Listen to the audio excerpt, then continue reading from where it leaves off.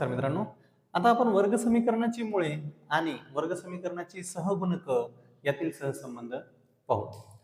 समजा वर्ग समीकरणाचं सामान्य रूप लिहितो मी ax वर्ग अधिक bx अधिक c बरोबर 0. हे कोणतेही एखादं वर्ग समीकरण आहे असं आपण मानतो. तर ह्याच्यातले a b c हे काय आहेत? हे आहेत सहगुणक.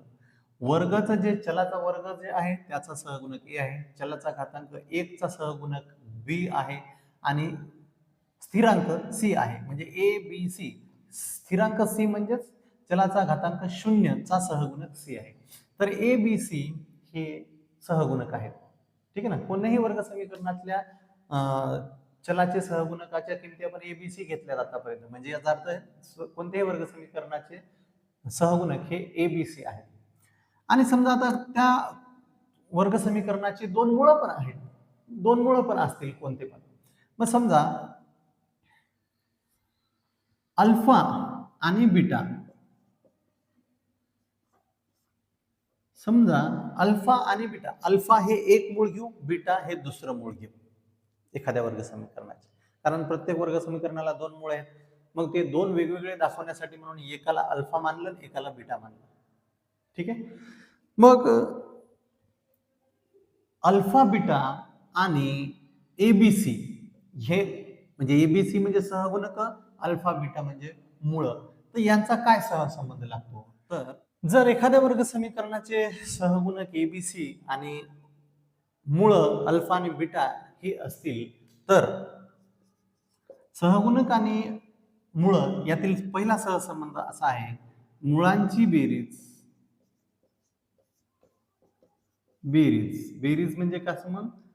अल्फा आणि बीटाची बेरीज बरोबर मायनस बी भागिला ए, मायनस बी भागिला ए वजा बी छेद ए. बी काय होतं? तर ज्या चलाचा घातांक 1 आहे त्याचा सहगुणक. ए काय होतं? तर वर्ग, चलाचा वर्ग जे होता त्याचा सहगुणक. या दोघांचा भागाकार घेतला की आपल्याला दोन मुळांची बेरीज येते. दुसरा सहसंबंध असा आहे, मुळांचा गुणाकार. मुळांचा गुणाकार, गुणाकार कसा होईल मग? अल्फा गुणिला बीटा. तुम्ही गुणाकाराचं चिन्ह असं लिहिलं तरी हरकत नाही. अल्फा गुणिला बीटा बरोबर सी छेद ए. सी छेद ए हे दोन सहसंबंध आहेत वर्ग समीकरणाच्या सहगुणक आणि मुळातील.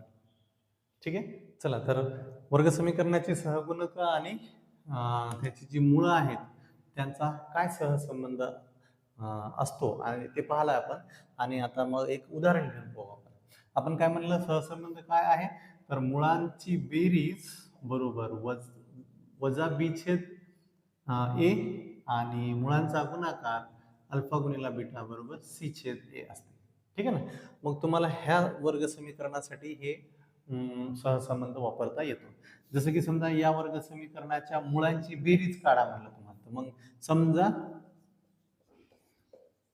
दिलेल्या वर्ग समीकरणाची दोन मूळ अल्फा व बीटा आहेत. ठीक आहे ना. प्रत्येक वर्ग समीकरणाला दोन मूळ आहेत, त्यातला आपण फक्त दाखवण्यासाठी म्हणून त्याला एक अल्फा घ्यायला लागलो, एक बीटा घ्यायला लागलो. मग याची तुलना करून, ठीक आहे ना.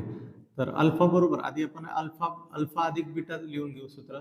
तर म्हणून आपल्याला सूत्र काय माहिती आहे? ते अल्फा अधिक बीटा म्हणजे मुळांची बेरीज बरोबर वजा बी छेद ए व अल्फा गुणिला बीटा बरोबर काय? सी छेद ए. ठीक आहे ना. मग ह्याची तुलना करू. दिलेल्या वर्ग समीकरणाची ax वर्ग अधिक bx अधिक c बरोबर 0 सोबत तुलना करून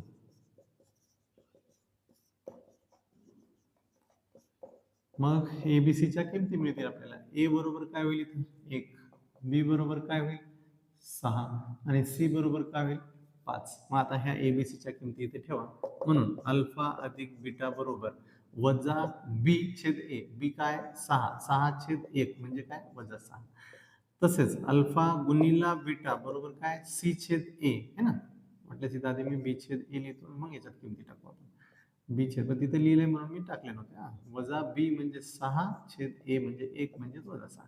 इकडे अल्फा गुणिला बीटा बरोबर काय होतं सी छेद ए. मग सी काय आहे, सी ची किंमत काय आहे 5. 5 छेद 1 म्हणजेच 5. अशा पद्धतीनं वर्ग समीकरणाच्या मुळांची बेरीज आणि वर्ग समीकरणाच्या मुळांचा गुणाकार हे काढता आला आपल्याला. कळलं? हे झालं सहसंबंध.